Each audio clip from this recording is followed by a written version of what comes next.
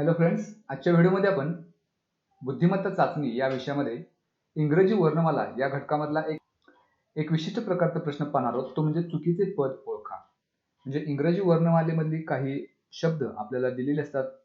त्या शब्दामधला एक जो गट आहे किंवा एक जो शब्द आहे तर तो इतर तिन्हीपेक्षा वेगळा असतो. तर तो वेगळा आपल्याला घटक शोधायचा आहे. तर त्याच्यासाठी या प्रकारचा प्रश्न, याच्यावर काही उदाहरणं आपण याच्या व्हिडिओमध्ये पाहूया. प्रश्न आपल्याला असा दिलेला असेल, खालील उदाहरणातील वेगळा घटक ओळखा. म्हणजे इथं खाली 4 आपल्याला शब्द दिले असतील. तर 4 मधले 3 शब्द एका विशिष्ट पॅटर्न नुसार आलेले असतात आणि एकच वेगळा असतो. तो वेगळा घटक आपल्याला शोधायचा आहे. मग त्या प्रकारच्या प्रश्नासाठी आपल्याला हे अल्फाबेट्स आपण एकतर ए पासून झेड पर्यंत एका सरळ ओळीमध्ये लिहून घेऊ शकतो आणि त्याच्या खाली उलट क्रमानं ए पासून झेड पर्यंत अक्षर लिहायचे. त्याच्यानंतर त्या प्रत्येकाला नंबर सुद्धा देऊन घ्यायचे. म्हणजे 1 ते 26 हे अल्फाबेट्स आहेत. त्या प्रत्येक अल्फाबेटला एक एक नंबर इथं वर आपण लिहून घेतलेला आहे. याचा उपयोग आपल्याला ही उदाहरणं सोडवण्यासाठी करायचं. आता यावर आधारित जी उदाहरणं आहेत त्यातलं पहिलं उदाहरण आपण पाहू. त्याच्यामध्ये प्रश्न आपल्याला असा दिलाय की खालील उदाहरणातील वेगळा घटक ओळखा. पहिला शब्द आहे यामध्ये PLHDA हा पहिला शब्द आहे. दुसरा शब्द आहे UQMIE. त्यानंतर तिसरा शब्द BXTPL आणि चौथा शब्द आहे HDZVR. आता ह्यापैकी वेगळा घटक कोणता ते आपल्याला शोधायचं आहे. आता हे प्रत्येक शब्दामध्ये 5-5 अक्षर आहेत. त्या अक्षरांमध्ये काही विशिष्ट क्रम आहे का ते आपण बघूया. सगळ्यात पहिला जो शब्द आहे PLHDA, त्यामध्ये आपण बघूया P आणि H यांच्यामध्ये, P आणि L मध्ये संबंध काय आहे. तर P त्याच्या अगोदर 3 अक्षर सोडून L आलेला आहे. त्याच्यानंतर L च्या अगोदर 3 अक्षर सोडून H आलाय. H च्या अगोदर 3 अक्षर सोडून D आहे आणि D च्या अगोदर 2 अक्षर सोडून A आलेला आहे. तर हा संबंध आहे या शब्दामध्ये, म्हणजे या शब्दामधल्या अक्षरांमध्ये. आता हाच संबंध इतर सर्व मध्ये आहे का ते आपल्याला पहिल्यांदा चेक करायला पाहिजे. दुसरा शब्द आहे UQMIE. इथं सुद्धा आपण बघूया. इथे U दिसतोय, त्याच्या अगोदर 3 शब्द सोडून Q, त्यानंतर M, Q च्या अगोदर 3 शब्द सोडून M आलाय. त्यानंतर I, M च्या अगोदर 3 अक्षर सोडून I च्या अगोदर E आलाय. मग I च्या अगोदर सुद्धा 3 अक्षर सोडून E आहे. म्हणजे इथं कुठलेही 2 सलग येणारे शब्द जर आपण पाहिले तर त्याच्यामध्ये 3-3 अक्षर मागे जाऊन अक्षर घेतलेलं आहे. पहिल्यामध्ये मात्र फक्त शेवटची जी शब्दांची जोडी आहे तिथं 2 अक्षर होती, कारण D आणि A मध्ये याच्यामध्ये 2 अक्षर सोडलेली. म्हणजे इथं आपल्याला वेगळा फरक दिसलेला आहे. म्हणजे पहिल्या 2 शब्दांसाठी 2 वेगवेगळे पॅटर्न आपल्याला मिळाले. आता तिसरा आणि चौथा याच्यामध्ये कुठला पॅटर्न आहे ते बघू, म्हणजे मग आपल्याला त्यानुसार कुठलं उत्तर असेल ते ठरवता येईल. तिसरा शब्द आता BXTPL. इथं B आहे, त्याच्या अगोदर A दिसतंय आणि A च्या अगोदर जर उलट क्रमाने गेलो तर A हे पहिलं अक्षर, Z दुसरं अक्षर, Y तिसरं अक्षर, म्हणजे 3 अक्षर सोडून X इथं मिळालेलं आहे. X च्या अगोदर T, मग X आणि T यांच्यामध्ये सुद्धा ही 3 अक्षर आहेत. त्याच्या अगोदर P, T च्या अगोदर P, त्याच्यामध्ये सुद्धा ही 3 अक्षर आहेत. त्याच्या अगोदर L, त्याच्या अगोदर सुद्धा ही 3 अक्षर आहेत. म्हणजे इथं सुद्धा तोच पॅटर्न आहे.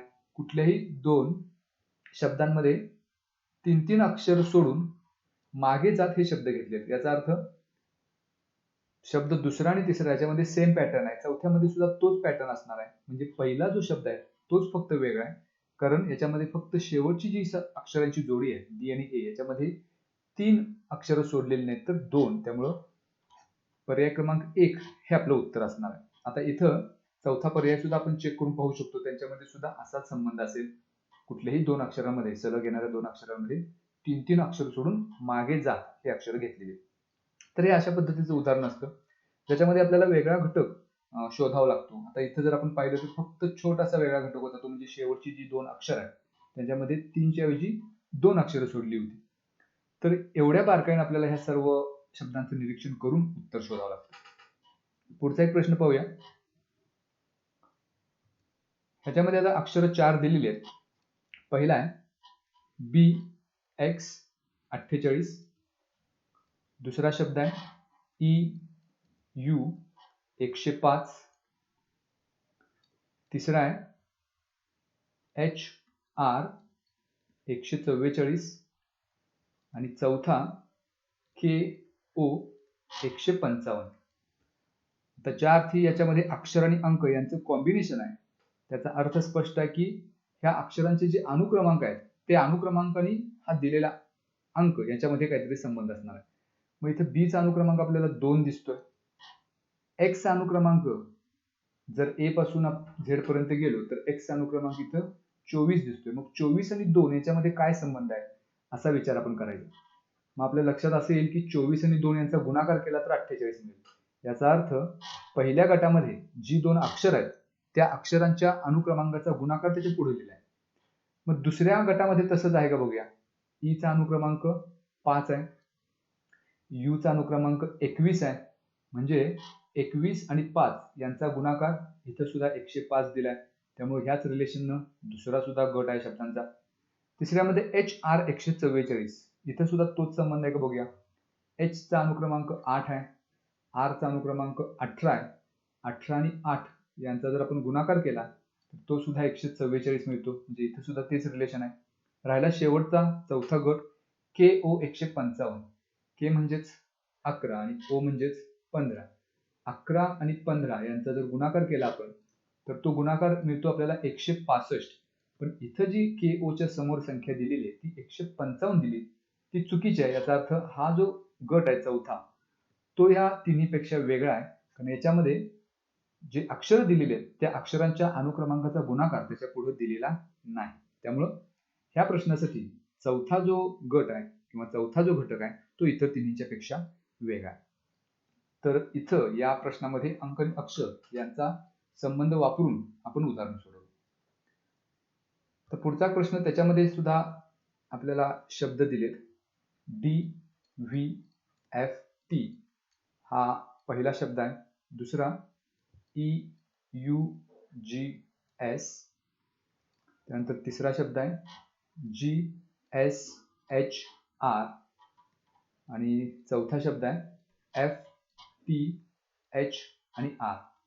या चार मधला कुठला शब्द वेगळा आहे असा प्रश्न.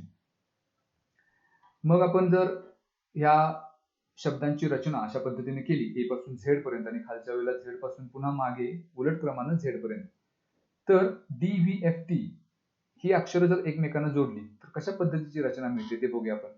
म्हणजे इथं D आहे, त्याच्यानंतर V, त्यानंतर पुन्हा F आणि T, ही अशी रचना आपल्याला मिळते. EUGS हे शब्द जोडून बघूया. EUGS इथं सुद्धा अशीच रचना आपल्याला पाहायला मिळते. त्यानंतर GSHR, इथं GSHR इथं रचना थोडीशी वेगळी आपल्याला पाहायला मिळते पहा. GSHR इथं रचना वेगळी आहे. म्हणजे इथं अशा पद्धतीची रचना आहे. आणि शेवटचा एक शब्द आपण बघू FTHR. तर त्या FTHR यामध्ये सुद्धा पहिल्या दोन मध्ये जशी रचना होती या पद्धतीने रचना आहे. म्हणजे या दिलेल्या चार शब्दांपैकी पहिला, दुसरा आणि चौथा यांच्यामध्ये समान रचना आपल्याला मिळाली. फक्त तिसरा जो शब्द आहे GSHR त्याच्यामध्ये रचना ह्या तिन्हीच्या पेक्षा थोडीशी वेगळी मिळाली अशा पद्धतीने अक्षरांची रचना केल्यानंतर. त्यामुळं ह्या प्रश्नामध्ये तिसरा जो गट आहे तो इतर तिन्हीच्या पेक्षा वेगळा आहे. पुढचं एक उदाहरण त्याच्यामध्ये सुद्धा शब्द आपल्याला दिलेत ज्याच्यामध्ये अंक आणि अक्षर या दोन्हीचा समावेश आहे. पहिला गट दिलाय 7E3, दुसरा गट 10H6, तिसरा गट 16N14 आणि चौथा गट आहे 24V20. तर या चार शब्दांमध्ये 2 अंक आणि 1 अक्षर दिले.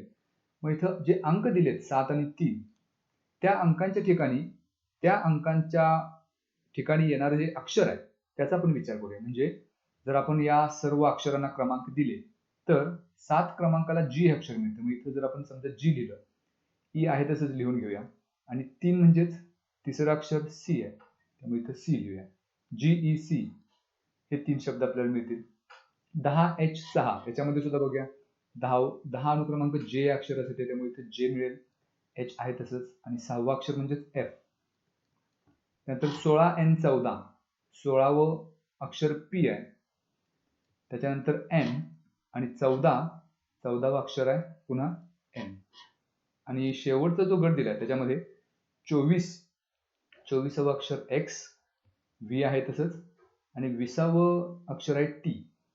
मग आता ह्या 4 जे शब्द आपल्याला मिळाले ह्या अंकांच्यावरून आपण कोडिंग करून हे अक्षर पाहिली. प्रत्येक शब्दामध्ये 3-3 अक्षर आहेत. मग यांच्यामध्ये रिलेशन काय आहे का बघूया. जी, ई आणि सी मध्ये काय संबंध आहे बघा.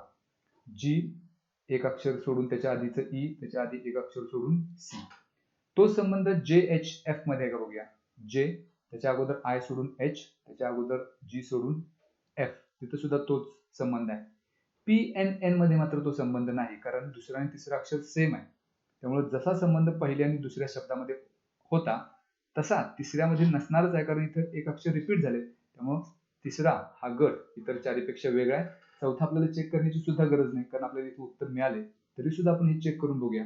एक्स व्ही टी मध्ये असंच रिलेशन आहे का.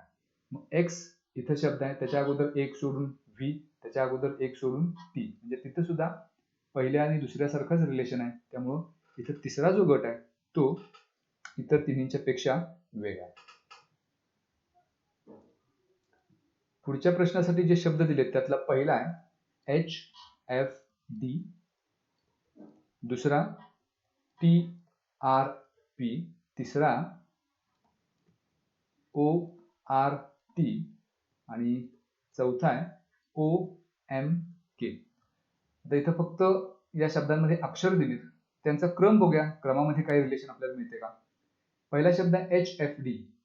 एच एफ डी मागे मागे एक एक अक्षर सोडून गेलेलं आहे. टीआरपी मध्ये तसंच रिलेशन आहे का बघूया. इथं टी, एस सोडून मागे आर, क्यू सोडून मागे पी, त्याचे रिलेशन आहे. ओ आर टी मध्ये तसं आहे का बघू. इथं ओ दिसते आपल्याला, ओ नंतर 2 अक्षर सोडून आर आणि तेही पुढच्या दिशेला आहे, त्याच्यानंतर एक अक्षर सोडून टी आहे. त्यामुळं इथं ओ आर टी साठी वेगळं रिलेशन आपल्याला मिळालं. चौथा एक शब्द राहतोय तोही चेक करूया. ओ एम के. इथं ओ आहे, एक अक्षर अगोदर मागे एम, त्याच्या अगोदर एक अक्षर मागे के, म्हणजे पहिला, दुसरा आणि चौथा या 3 शब्दांमध्ये सेम रिलेशन आहे. मागचं एक एक अक्षर सोडून मागचं अक्षर इथं कलेक्ट करत गेलं. फक्त तिसऱ्यामध्ये मात्र रिलेशन वेगळं आहे, कारण ओ पासून 2 अक्षर सोडून तेही उलट दिशेला जाते. त्यामुळं तिसरा जो शब्द आपल्याला मिळतोय ओ आर टी तो इतर तिन्हींच्या पेक्षा वेगळा आहे. तर पुढच्या प्रश्नासाठी शब्द आहेत. या प्रकारच्या प्रश्नामध्ये आता 5 अक्षर दिले. सी, बी, एफ, ई आणि डी हा पहिला शब्द. दुसरा Q, P, T, S, R. तिसरा आहे K, J, N, M, L. आणि चौथा G, F, J, H, I. तर ह्यातला वेगळा शब्द आपल्याला शोधायचा आहे. मग पुन्हा एकदा 5-5 अक्षर प्रत्येक शब्दात दिलेले आहेत. आपण त्यांच्यामध्ये क्रमानं अक्षर मांडल्यानंतर काही संबंध मिळतो का बघूया. C B F E D असा हा शब्द आहे.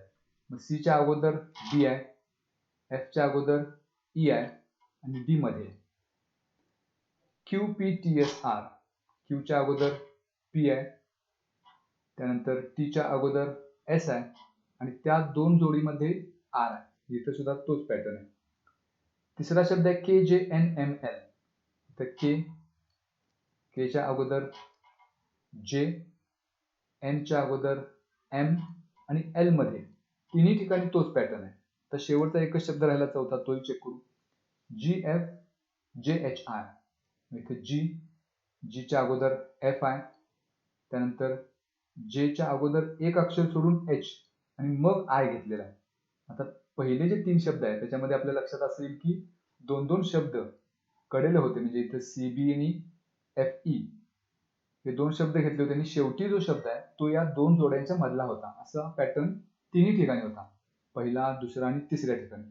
फक्त चौथा जो शब्द आपल्याला मिळाला आहे त्याच्यामध्ये पॅटर्न वेगळा आहे.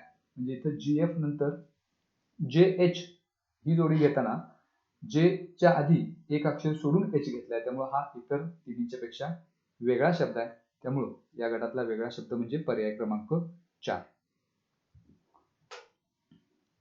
पुढचा आणखी एक प्रश्न पाहू ज्याच्यामध्ये पुन्हा अंक आणि अक्षर यांचं कॉम्बिनेशन आहे. गट आहे पहिला HE3, दुसरा MH5, तिसरा NM2 आणि चौथा KJ1. आता ज्या अर्थी इथं अंक आणि अक्षर यांचं कॉम्बिनेशन आहे त्या अर्थी 3 हा नंबर कसा मिळाला आहे तर या अक्षरांवरून मिळाला असणार आहे. मग आपण या अक्षरांचा अनुक्रमांक बघूया. पहिल्या गटात H आणि E ही 2 अक्षर आहेत. मग H चा अनुक्रमांक आपल्याला 8 दिसतोय आणि E चा अनुक्रमांक 5 दिसतोय. मग 8 आणि 5 हे 2 अंक आपल्याला मिळाले. जर आपल्या लक्षात आलं लगेच तर 8 आणि 5 यांचा फरक 3 आहे. हे आपल्या पटकन लक्षात यायला पाहिजे ह्या 8 आणि 5 दोन संख्या पाहिल्यानंतर. मग 8 वजा 5 3 मिळेल. याचा अर्थ ही जी 2 अक्षर आहेत त्या गटात दिलेली त्या अक्षरांच्या अनुक्रमांकाचा फरक त्याच्या पुढे लिहिलाय. MH5 मध्ये तसंच लिहिले का बघूया. M चा अनुक्रमांक 13, H चा अनुक्रमांक 8. मग 13 आणि 8 यांच्यातला फरक तो इथं दिलाय. 13 वजा 8 म्हणजे 5, म्हणजे इथे सुद्धा तेच रिलेशन आहे. NM2 मध्ये बघूया तेच आहे का. M चा अनुक्रमांक 14 आहे आणि M चा अनुक्रमांक 13 आहे. मग इथं 14 वजा 13 उत्तर 1 मिळेल. म्हणजे फरक या दोन्ही मधला 1 आहे पण इथं 2 दिले. म्हणजे तिसरा जो गट आहे तो पहिल्या 2 गटांच्या सारखा नाही, त्यामुळे तो वेगळा असणार आहे. KJ याच क्रमाने आहे का तेही चेक करूया.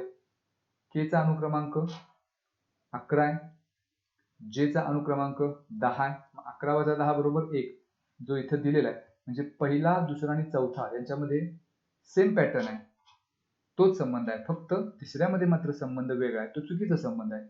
ज्या क्रमानं किंवा ज्या संबंधानं पहिला, दुसरा आणि चौथा गट आला त्या संबंधानुसार आपल्याला तिसरा गट मिळत नाही, त्यामुळे तो तिसरा गट इतर तिन्हींच्या पेक्षा वेगळा. तर अशा पद्धतीनं काही प्रश्नांची उत्तरं आपण त्या अक्षरांच्या अनुक्रमांकावरून मिळवू शकतो. पुढचा जो प्रश्न त्याच्यासाठी शब्द आहे ABYZ हा पहिला शब्द, दुसरा DEVW, तिसरा शब्द आहे GHTS आणि चौथा JKPQ. आता अशा पद्धतीचा प्रश्न आल्यानंतर जर शब्दामध्ये एक्स्ट्रीम शब्द असतील म्हणजे एक्स्ट्रीम अक्षर असतील अल्फाबेट्स मध्ये, जे इथं AB दिसतोय जी सुरुवातीचे आहेत आणि YZ शेवटचे आहेत, याचा अर्थ तिथं रचना आपल्याला अशाच पद्धतीने करून घ्यावी लागेल आणि मग आपल्याला ऑब्झर्वेशन करावं लागेल. म्हणजे पहिल्या वेळेला A पासून Z पर्यंत आणि त्याच्या खालच्या वेळेला उलट क्रमानं A पासून Z पर्यंत अशी रचना करून मग त्याच्यामध्ये संबंध शोधायचा. आता इथं ABYZ दिले आपल्याला. मग ही चारही अक्षरं एकमेकांना आपण जोडली अशा पद्धतीने रचना करून तर ABYZ अशी रचना मिळते. उलटा C मिळतोय आपल्याला. तशीच रचना दुसऱ्या शब्दामध्ये आहे का बघूया. DEVW इथं सुद्धा तशीच रचना आहे. तिसरा शब्द आहे GHTS इथंच रचना वेगळी मिळते आपल्याला, अशी रचना मिळते. चौथा एक पर्याय पहिल्यांदा चेक करू आणि मगच उत्तर ठरवू, कारण गडबडीमध्ये आपण फक्त पहिला किंवा दुसरा पर्याय बघून उत्तर ठरवायचं नाही, चौथा पर्याय सुद्धा पहिल्यांदा चेक करायचा. या शब्दामध्ये अक्षर आहे JKPQ इथे सुद्धा अशीच रचना मिळेल, उलटा C. म्हणजे पहिला, दुसरा आणि चौथा त्याच्यामध्ये सेम रचना आपल्याला मिळते. जर हे अक्षर आपण जोडली अशा पद्धतीने रचना करून तर उलटा C मिळतोय. फक्त तिसऱ्यामध्ये मात्र रचना मिळते ती Z सारखी मिळते, त्यामुळे तिसरा जो शब्द आहे तो इतर तिन्हींच्या पेक्षा वेगळा आहे.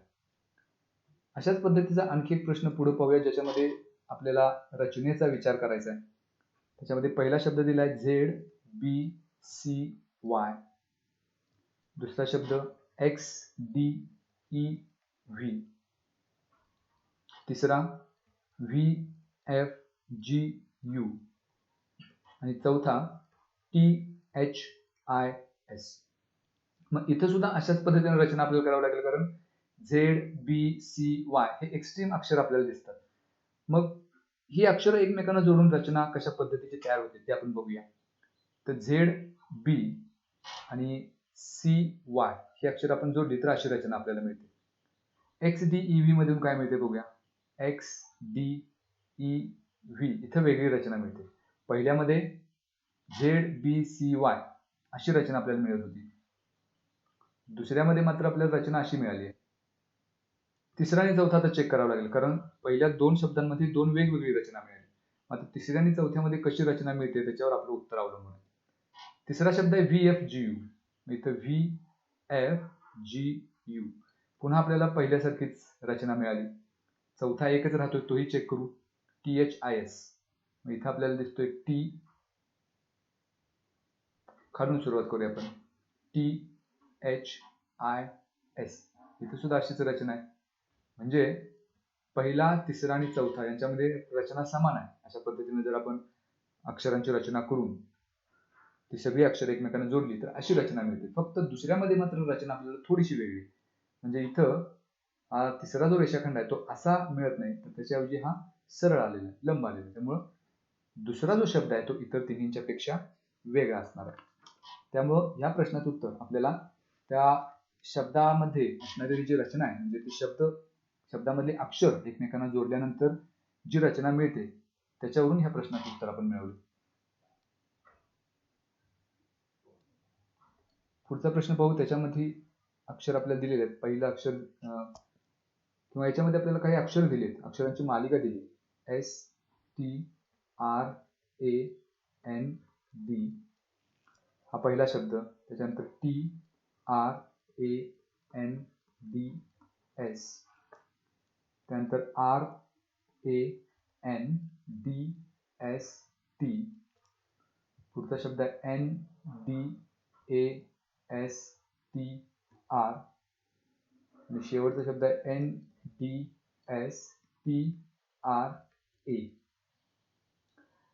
आणि ही अक्षरांची मालिका, ही शब्दांची मालिका दिल्यानंतर खाली त्याच्या पर्याय 4 दिलेत की RANDST हा शब्द या 5 पैकी वेगळा आहे, की NDASTR हा वेगळा आहे, की तिसरा शब्द आपल्याला दिला आहे NDSRTA, चौथा आपल्याला दिला वेगळा STRAND. तर ह्या 4 पैकी कोणता शब्द ह्या मालिकेमधला वेगळा आहे असा प्रश्न आहे. मग आता हे उत्तर जर आपल्याला ठरवायचं असेल की कोणता शब्द वेगळा आहे, तर त्याच्यासाठी आधी आपल्याला ह्या शब्दांच्या मध्ये कोणता गुणधर्म आहे ते पाहावं लागेल. मग इथं STRAND आहे, त्याच्यावरून हा पुढचा शब्द आलाय. मग आपण जर पाहिलं की हा S जो शब्द आहे तो सगळ्यात शेवटी टाकलाय. S जे अक्षर आहे या पहिल्या शब्दामधलं ते दुसऱ्यासाठी सगळ्यात शेवटी टाकले आणि त्याच्या पुढं TRAND हे सुरुवातीला दिले. मग तेच रिलेशन जर पुढे वापरलं तर इथं पहिला अक्षर T आहे ते सगळ्यात शेवटी गेले का पुढच्या शब्दामध्ये गेलेलं, आणि त्याच्या पुढे मग RANDS इथे सुद्धा तेच रिलेशन आहे.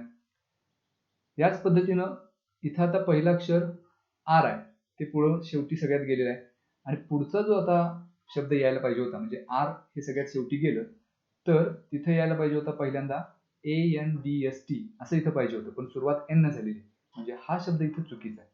मागच्या पॅटर्न नुसार इथं काय पाहिजे होतं तर ANDST आणि सगळ्यात शेवटी R असा शब्द इथं पाहिजे होता, पण त्याच्याऐवजी हा वेगळा शब्द आहे. त्यामुळे हा शब्द इथं चुकीचा आहे किंवा वेगळा आहे इतरांपेक्षा.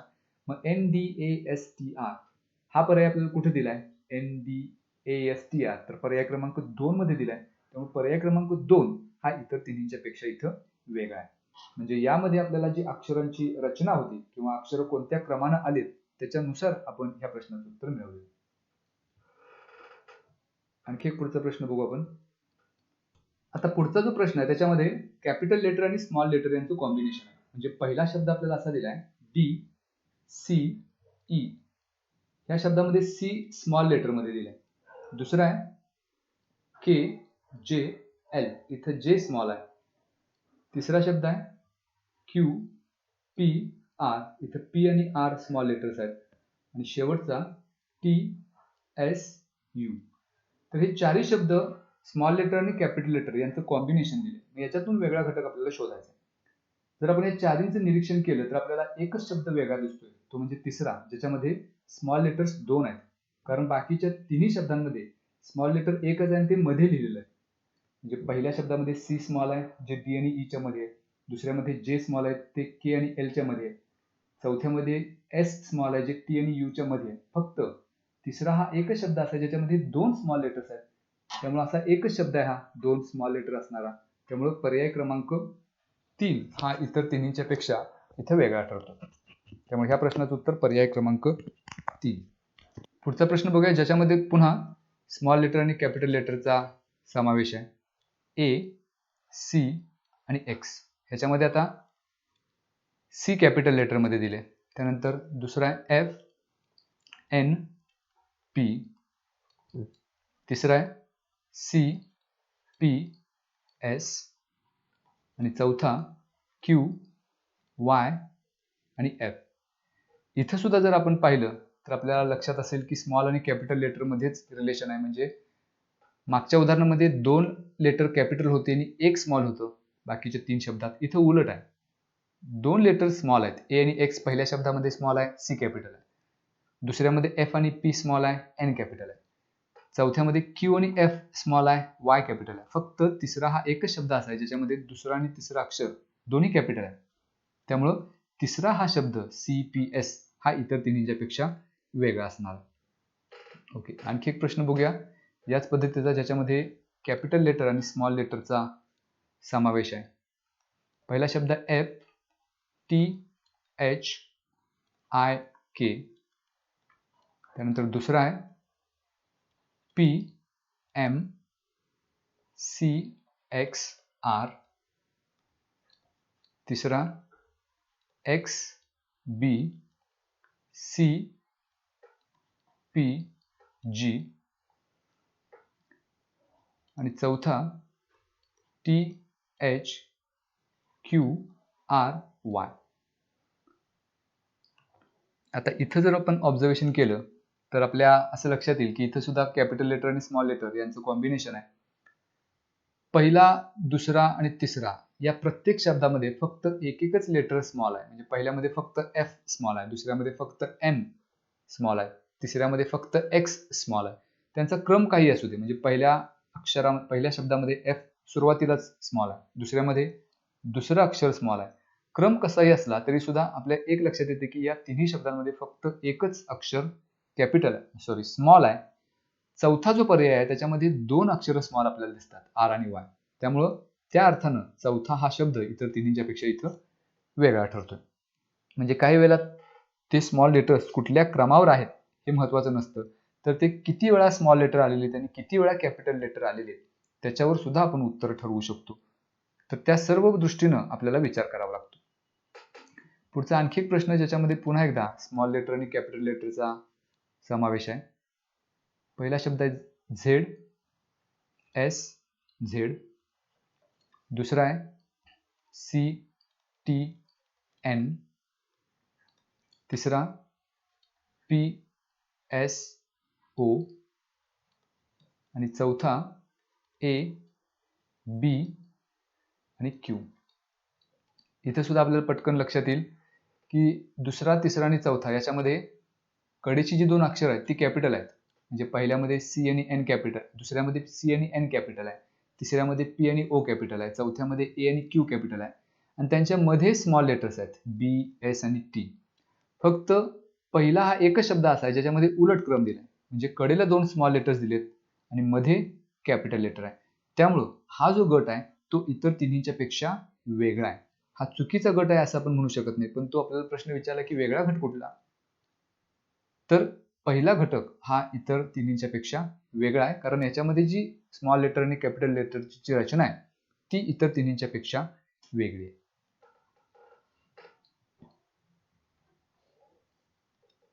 आणखी एक प्रश्न यावरच आधारित. B, T, H, O, Z.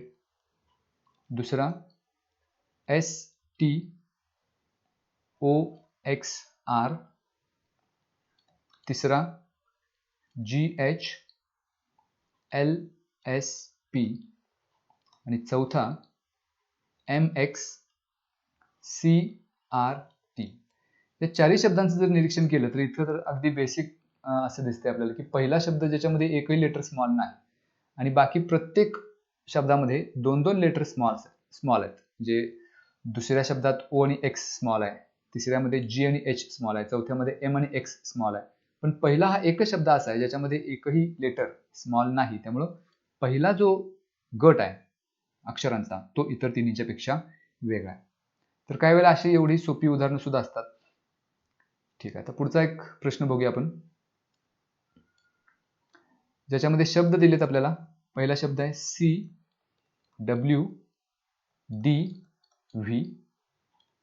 दुसरा शब्द JPLO, तिसरा आहे AYBX आणि चौथा FTGS. आता यांच्यामध्ये सुद्धा CWDV एक्स्ट्रीम अक्षरं दिसतात, म्हणजे आपल्याला अशीच रचना करून घ्यावी लागेल. पहिल्या वेळेला A ते Z आणि त्याच्या खालच्या वेळेला उलट क्रमानं A ते Z. मग अशी रचना केल्यानंतर CWDV हा जो पहिला शब्द आहे त्याच्या अक्षरामध्ये रचना कशी मिळते ते बघूया. म्हणजे ही अक्षरं एकमेकांना जोडून कशी रचना तयार होते ते बघू आपण. इथं C दिसते आपल्याला, CWDV अशी रचना मिळते साधारण ही अक्षरं जोडल्यानंतर. दुसरा शब्द बघू JPLO. इथे JPLO इथं अशी रचना पाहायला मिळाली. JPLO म्हणजे पहिल्या दोन्ही शब्दांमध्ये वेगवेगळी रचना बघायला मिळाली. मग तिसऱ्याकडे जाऊया आपण, AYBX. AYBX पुन्हा इथं पहिल्यासारखी रचना पाहायला मिळाली, AYBX अशी रचना. शेवटचा एक राहिला FTGS. FTGS इथं सुद्धा पहिल्या आणि तिसऱ्यासारखीच रचना आहे अशा पद्धतीनं.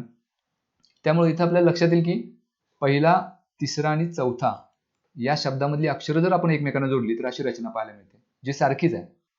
फक्त दुसरा जो शब्द आहे JPLO त्याच्यामध्ये वेगळी रचना या तिन्हींच्या पेक्षा पाहायला मिळते. त्यामुळं दुसरा हा जो शब्द आहे तो इतर तिन्हींच्या पेक्षा वेगळा आहे, कारण त्या शब्दामधली अक्षरं आपण अशा पद्धतीनं अल्फाबेट्स मांडून जर जोडली तर ती जी रचना आहे तर ह्या तिन्हींच्या पेक्षा वेगळी मिळते. त्यामुळे यामधला वेगळा घटक आहे पर्याय क्रमांक 2 JPLO. तर अशा पद्धतीनं काही प्रश्न असतात जे इंग्रजी वर्णमालेमधली जी अक्षर आहेत त्यांची रचना त्याच्यावर आधारित असतात, ज्याच्यामध्ये आपल्याला वेगळा घटक शोधायचा असतो. मग तो वेगळा घटक शोधण्यासाठी ह्या प्रकारच्या प्रश्नासाठी थोडासा वेळ आपल्याला लागू शकतो, कारण ह्यामध्ये वेगळा घटक जर शोधायचा असेल तर पहिल्यांदा सर्वचे सर्व 4 घटक आपल्याला पाहावे लागतील आणि त्यांच्यामध्ये समान गुणधर्म शोधावा लागतो आणि मगच आपण वेगळा घटक शोधू शकतो. तर त्याच्यासाठी आपण अशा पद्धतीने सर्व शब्दांचं योग्य पद्धतीने निरीक्षण केलं तर त्याच्यावरून आपल्याला त्या प्रश्नाचं उत्तर मिळवू शकतो. तर अशा जास्तीत जास्त उदाहरणांचा सराव करा, जेणेकरून तुम्हाला असे प्रश्न भरभर सोडवता येतील. ठीक आहे. Thanks for watching.